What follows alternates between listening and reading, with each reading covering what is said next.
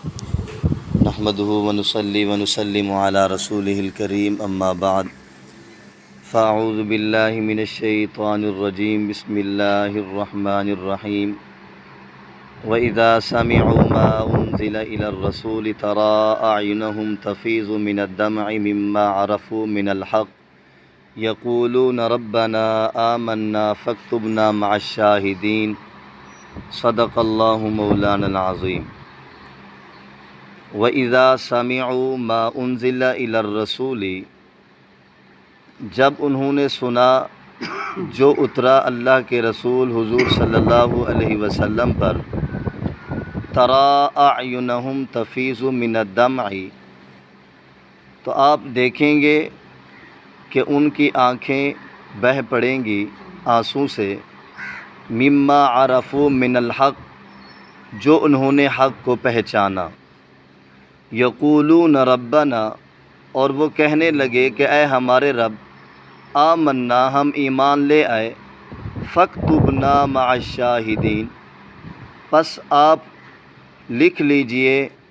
گواہ رہنے والوں میں۔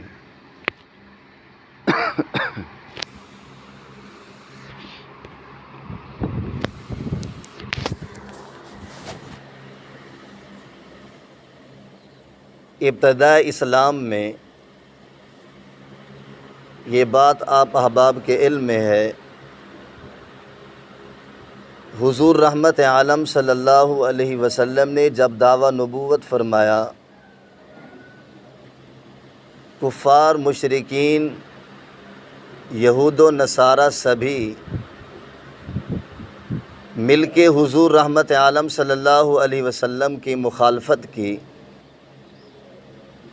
اور جو بھی حضور علیہ الصلاۃ والسلام کے اوپر ایمان لے آتا، کلمہ پڑھ لیتا، مسلمان ہو جاتا، ان کو بھی تکالیف دیتے تھے، تھوڑی بہت نہیں، بہت زیادہ تکالیف دیتے۔ یہ واقعات، یہ چند ایک آپ کے ذہن میں ہوں گے، جیسے کہ حضرت بلال رضی اللہ تعالیٰ عنہ، کتنا ان کو ستایا گیا۔ اسی طرح جو بھی صحابی رسول ان کے سامنے آتا تو ان کو تکالیف دیتے تھے۔ تو آپ صلی اللہ علیہ وسلم نے جب کفار، مشرکین یعنی اہل مکہ کے اتنے مسلسل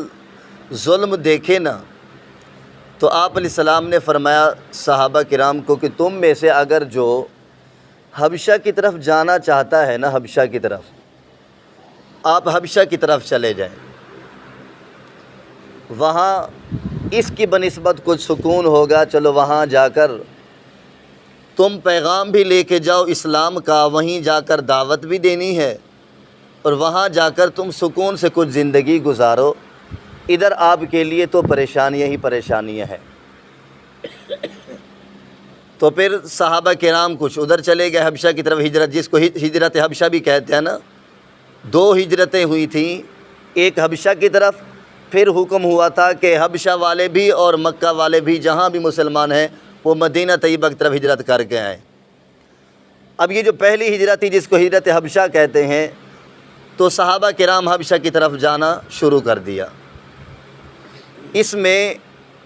آپ صلی اللہ علیہ وسلم کے چچا زاد بھائی حضرت جعفر بن ابی طالب رضی اللہ تعالی عنہ،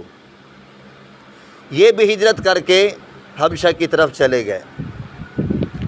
جب وہاں پہنچے، جو شاہ حبشہ تھا، حبشہ کا بادشاہ تھا، اس کا نام مسحمہ لکھا ہے، مسحمہ، وہ عیسائی تھا، اور حبشہ میں اکثر عیسائی لوگ رہتے تھے۔ جب انہوں نے مسلمانوں کو دیکھا تو لوگوں کے اندر بات مشہور ہوئی کہ اس طرح کے لوگ آئے ہوئے ہیں، وہ ایک اور نبی کو مانتے ہیں، عیسائی کو، حضرت عیسیٰ کو نہیں مانتے۔ تو پھر ان کے پاس بات پہنچی، انہوں نے بلا لیا۔ جب یہ ساری باتیں ہوئیں، اس کے بعد صحابہ کرام جو وہاں موجود تھے، حضرت جعفر بن ابی طالب رضی اللہ سمیت، تو اس شاہ حبشہ نے آپ صلی اللہ تعالیٰ علیہ وسلم کے متعلق نشانیاں پوچھی تورات انجیل میں نشانیاں موجود ہیں نا،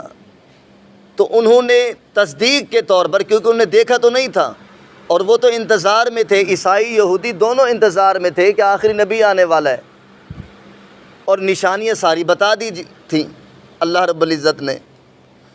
اب جب ان کے سامنے حضور رحمت عالم صلی اللہ علیہ وسلم کا تذکرہ ہوا، انہوں نے کہا کہ یقیناً اسی نبی کی آمد کا انتظار تھا، تو وہی کلمہ پڑھ کے مسلمان ہو گیا۔ وہ شاہ حبشہ وہی کلمہ پڑھ کے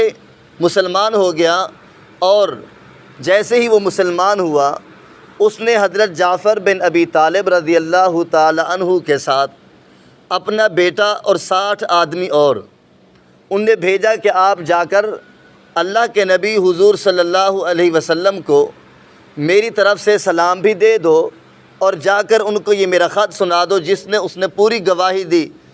کہ میں اللہ تعالیٰ کی گواہی دیتا ہوں اور آپ کی گواہی دیتا ہوں کہ آپ اللہ کے نبی ہیں،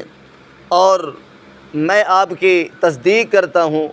اور میں آپ کی اطاعت کے ساتھ زندگی گزاروں گا۔ اب اگر آپ کا حکم میرے متعلق کوئی ہو تو پھر میں آپ کے پاس آ جاتا ہوں، جیسے آپ کا حکم ہو میں ویسے کرنے کے لیے تیار ہوں۔ یہ خط اس نے بھیجا حبشہ نے، نجاشی حبشہ نے، حبشہ کے بادشاہ نے۔ اب جب یہ قافلہ وہیں اس سے حبشہ سے روانہ ہوا، حبشہ سے روانہ ہو کے آگے دریا پار کرنا تھا،